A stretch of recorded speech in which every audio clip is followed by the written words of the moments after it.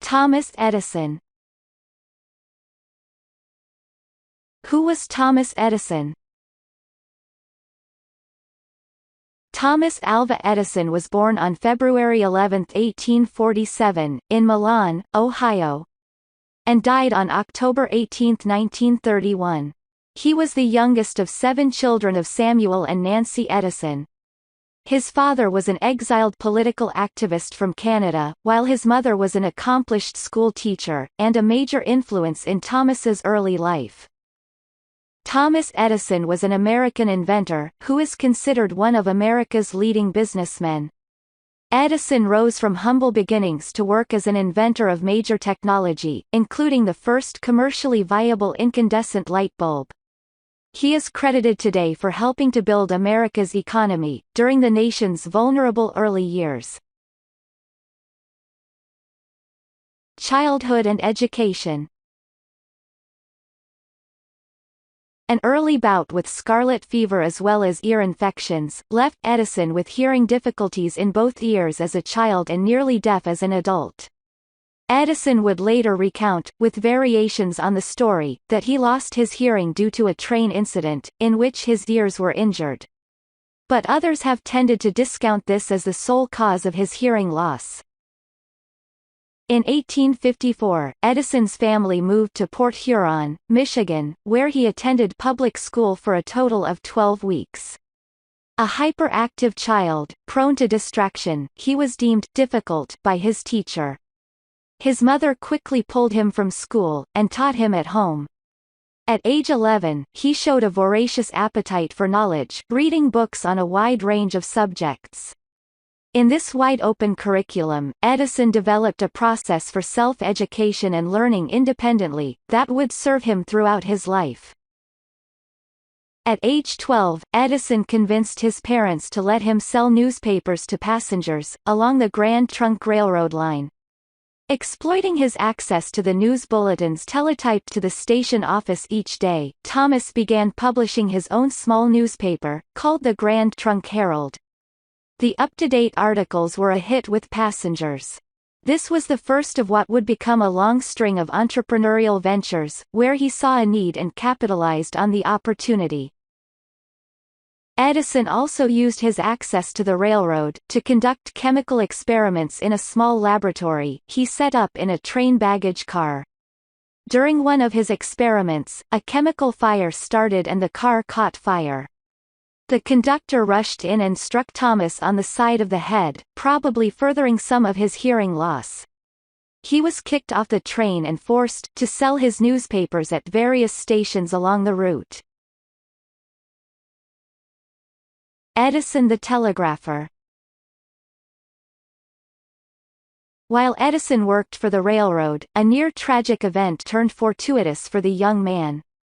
After Edison saved a 3-year-old from being run over by an errant train, the child's grateful father rewarded him by teaching him to operate a telegraph. By age 15, he had learned enough to be employed as a telegraph operator. For the next 5 years, Edison traveled throughout the Midwest as an itinerant telegrapher, subbing for those who had gone to the Civil War. In his spare time, he read widely, studied, and experimented with telegraph technology, and became familiar with electrical science. In 1866, at age 19, Edison moved to Louisville, Kentucky, working for the Associated Press. The night shift allowed him to spend most of his time reading and experimenting. He developed an unrestricted style of thinking and inquiry, proving things to himself through objective examination and experimentation. Initially, Edison excelled at his telegraph job, because early Morse code was inscribed on a piece of paper, so Edison's partial deafness was no handicap. However, as the technology advanced, receivers were increasingly equipped with a sounding key, enabling telegraphers to read message by the sound of the clicks. This left Edison disadvantaged, with fewer and fewer opportunities for employment. In 1868, Edison returned home to find his beloved mother was falling into mental illness, and his father was out of work. The family was almost destitute. Edison realized he needed to take control of his future. Upon the suggestion of a friend, he ventured to Boston, landing a job for the Western Union Company. At the time, Boston was America's center for science and culture, and Edison reveled in it. In his spare time, he designed and patented an electronic voting recorder, for quickly tallying votes in the legislature. However, Massachusetts lawmakers were not interested. As they explained, most legislators didn't want votes tallied quickly. They wanted time to change the minds of fellow legislators. Becoming an inventor. In 1869, at 22 years old, Edison moved to New York City and developed his first invention, an improved stock ticker called the Universal Stock Printer, which synchronized several stock tickers transactions. The Gold and Stock Telegraph Company was so impressed, they paid him $40,000 for the rights. With this success, he quit his work as a telegrapher, to devote himself full-time to inventing. By the early 1870s, Thomas Edison had acquired a reputation as a first-rate inventor. In 1870, he set up his first small laboratory and manufacturing facility in Newark, New Jersey, and employed several machinists. As an independent entrepreneur, Edison formed numerous partnerships, and developed products for the highest bidder. Often that was Western Union Telegraph Company, the industry leader, but just as often, it was one of Western Union's rivals. In one such instance, Edison devised for Western Union the quadruplex telegraph, capable of transmitting two signals in two different directions on the same wire, but railroad tycoon Jay Gould snatched the invention from Western Union, paying Edison more than $100,000 in cash, bonds and stock, and generating years of litigation. In 1876, Edison moved his expanding operations to Menlo Park, New Jersey, and built an independent industrial research facility, incorporating machine shops and laboratories. That same year, Western Union encouraged him to develop a communication device, to compete with Alexander Graham Bell's telephone. He never did. However, in December of 1877, Edison developed a method for recording sound, the phonograph. Though not commercially viable for another decade, the invention brought him worldwide fame. Thomas Edison, the light bulb and electricity. While Thomas Edison was not the inventor of the first light bulb, he came up with the technology that helped bring it to the masses. Edison was driven to perfect a commercially practical, efficient incandescent light bulb following English inventor, Humphrey Davy's invention of the first early electric arc lamp in the early 1800s.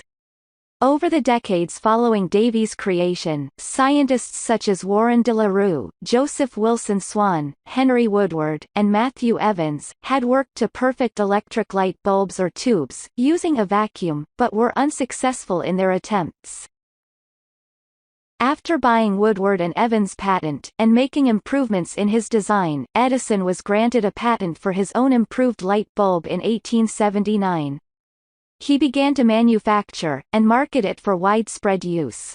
In January 1880, Edison set out to develop a company that would deliver the electricity to power and light the cities of the world. That same year, Edison founded the Edison Illuminating Company, the first investor-owned electric utility, which later became the General Electric Corporation. In 1881, he left Menlo Park to establish facilities in several cities, where electrical systems were being installed.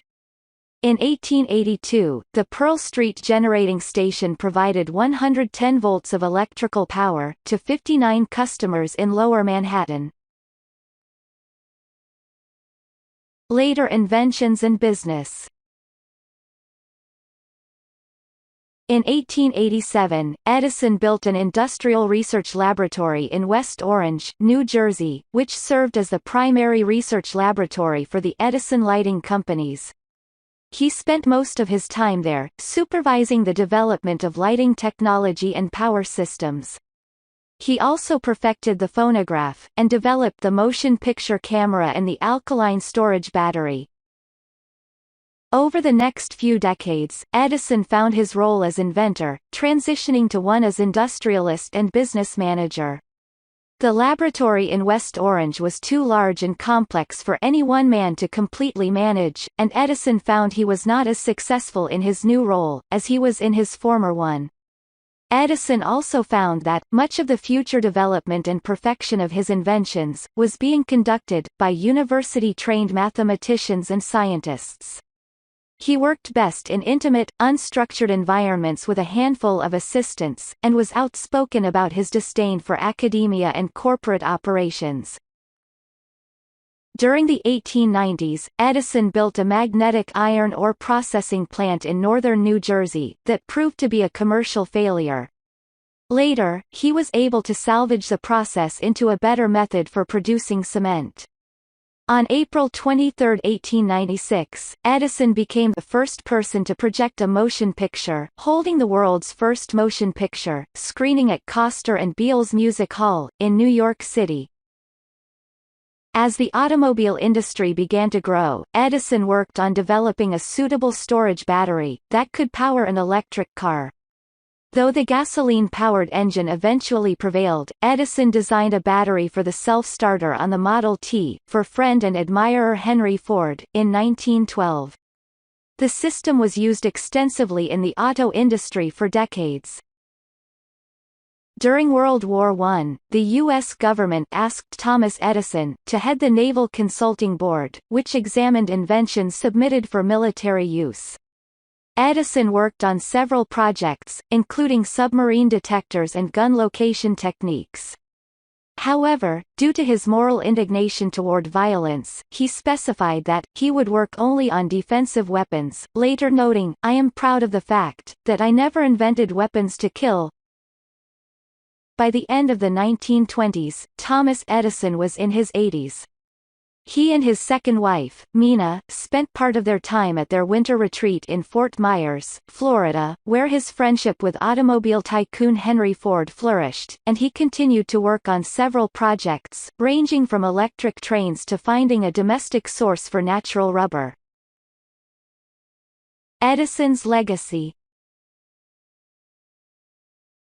Edison's career was the quintessential rags to riches success story that made him a folk hero in America. An uninhibited egoist, he could be a tyrant to employees and ruthless to competitors. Though he was a publicity seeker, he didn't socialize well and often neglected his family. By the time he died, he was one of the most well-known and respected Americans in the world. He had been at the forefront of America's first technological revolution, and set the stage for the modern electric world. Thanks for watching. Don't forget to subscribe us for upcoming videos.